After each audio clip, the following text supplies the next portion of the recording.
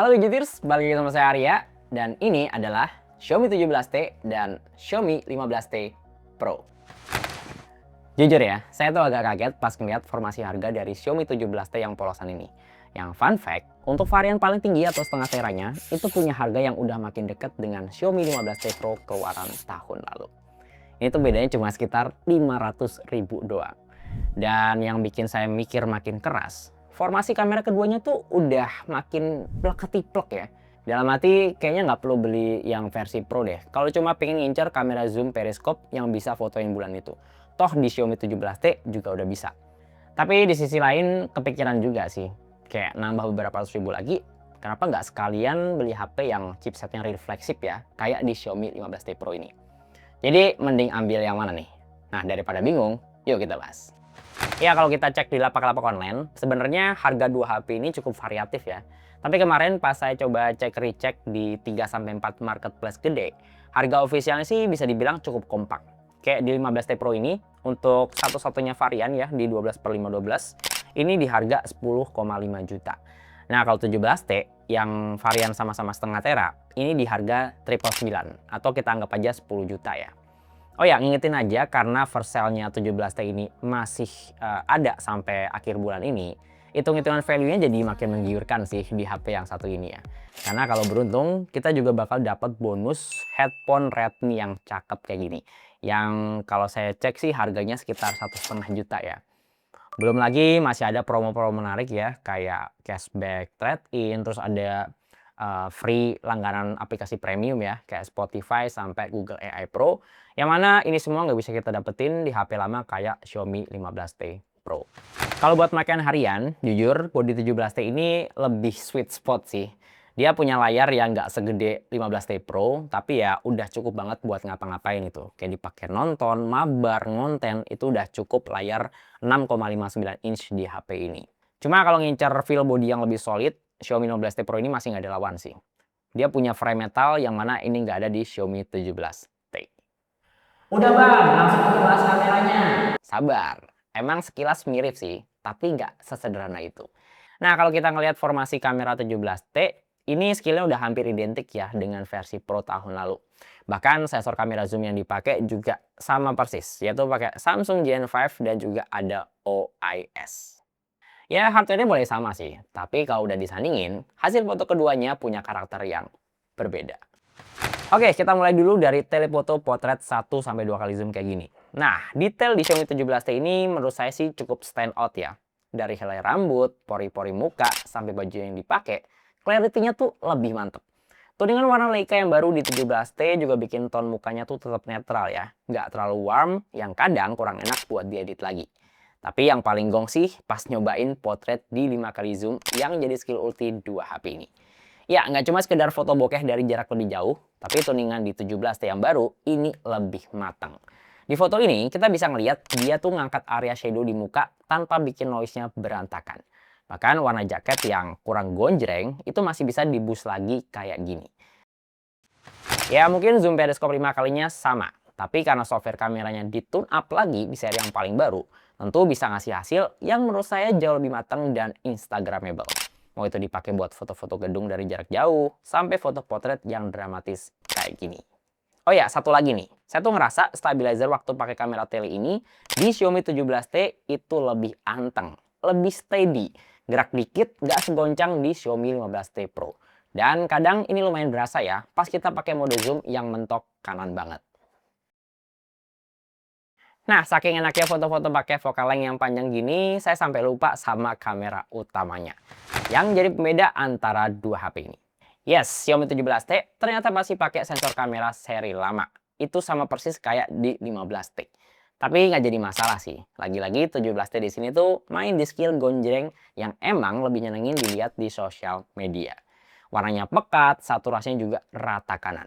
Ya beda karakter aja sama 15T Pro yang lebih ngincer warna-warna natural. Nggak debatable sih, balik ke selera masing-masing aja kalau soal ini. Tapi kalau ngelihatnya dari dynamic range-nya, asli sih. Versi Pro ini tetap ada di level yang berbeda. Hasil fotonya konsisten stand out ya kalau udah ngadepin backlight yang keras kayak gini. Nggak bikin fotonya jadi auto gelap dan semua area tetap ke-expose dengan bagus. Anyway, ini juga kejadian di lensa ultrawide-nya ya. Jadi ya konsistensi 15T Pro soal ini emang masih nggak ada lawan. Emang sih kalau sensor kamera lebih flagship plus mesinnya juga real flagship, ini tuh combo yang paling cakep yang masih susah diimbangin di Xiaomi 17T. Dan ini makin berasa bedanya kalau udah hunting buat foto-foto malam atau low light. Paham sih, foto malam pakai 17T aslinya udah cakep. Lebih dari cukup pula. Tapi tetep ya, ada vibes foto malam yang lebih OP pas disandingin sama jepretannya 15T Pro. Detail lebih keluar, warna lebih ditonjolin lagi, tanpa bikin hasil foto malamnya terlalu terang yang berlebihan. Porsinya menurut saya pas ya, dan juga lebih matang.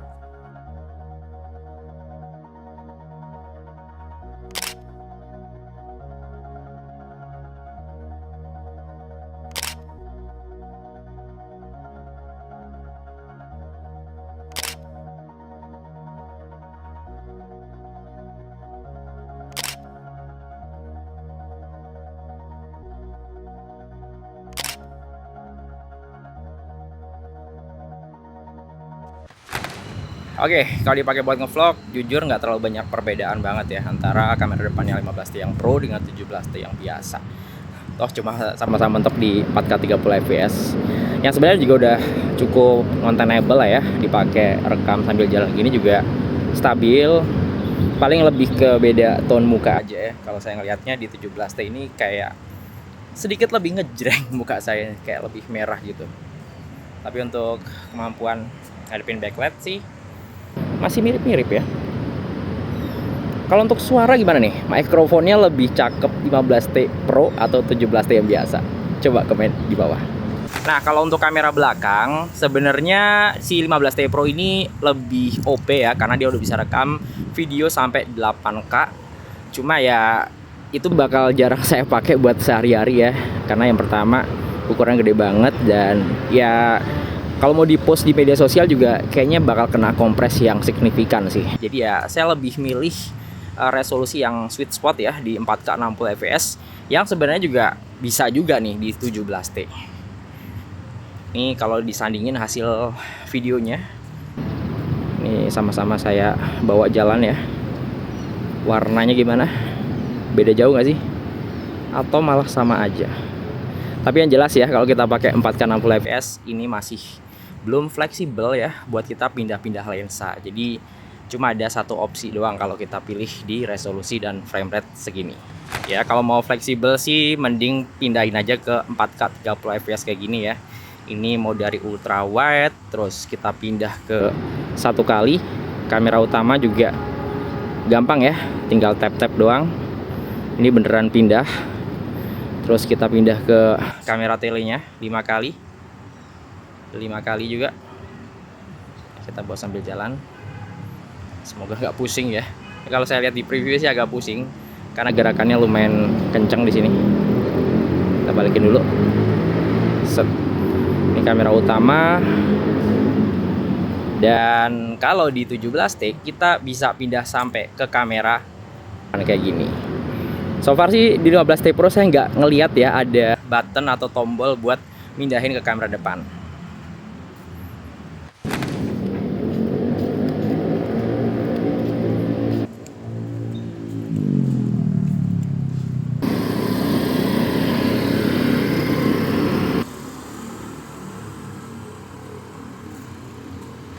Beda 500.000 selain di kamera, galaunya juga di performa.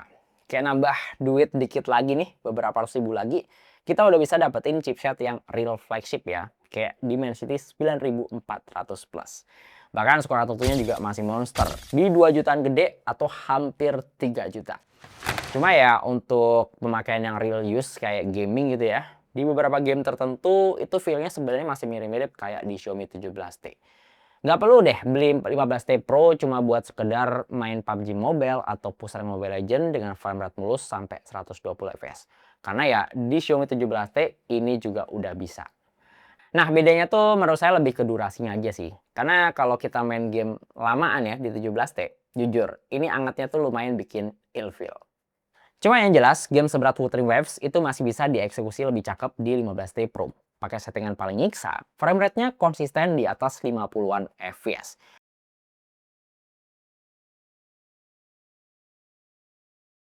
mau itu main pakai fan cooler atau enggak sama sekali. Beda nih dengan Xiaomi 17T yang mulai kena nerf kalau udah anget dan tahu-tahu ngedrop ke 45 sampai 48 fps.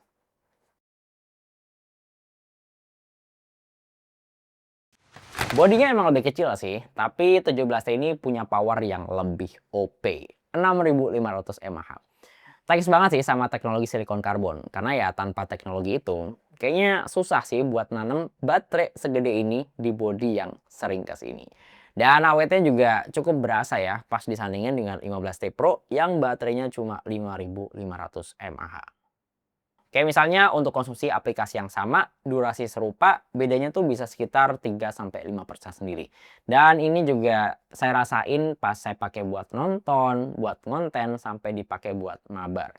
Untuk charger bawaan di 15T Pro ini masih lebih ngebut ya, di 90 watt, dan dengan tangki yang nggak lebih gede dari 17T, ini juga lebih kenceng Pak.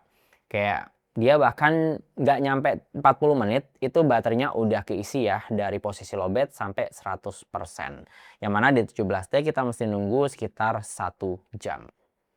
Oh ya, untuk opsi ngecas, 15T Pro ini juga ada opsi buat pakai wireless charger ya. Skill yang sampai detik ini belum juga diturunin di Xiaomi seri T yang polosan.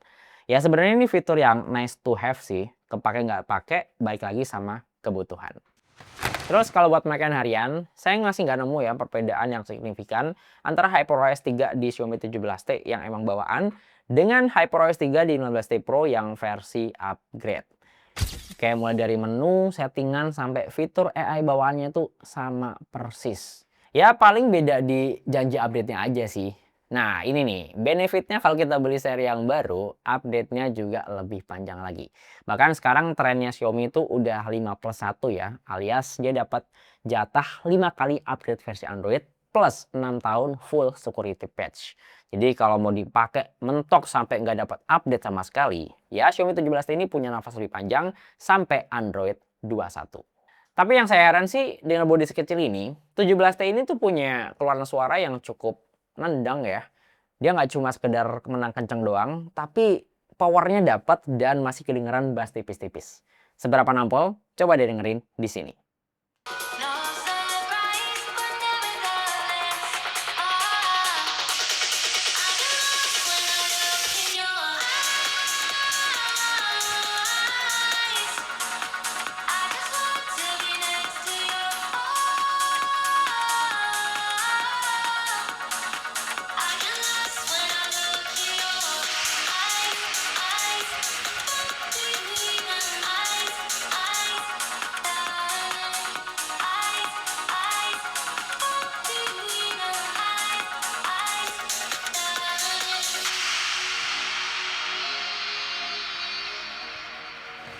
Terakhir, satu hal penting tapi nggak banyak dibahas, yaitu daya tangkap sinyal dan speednya.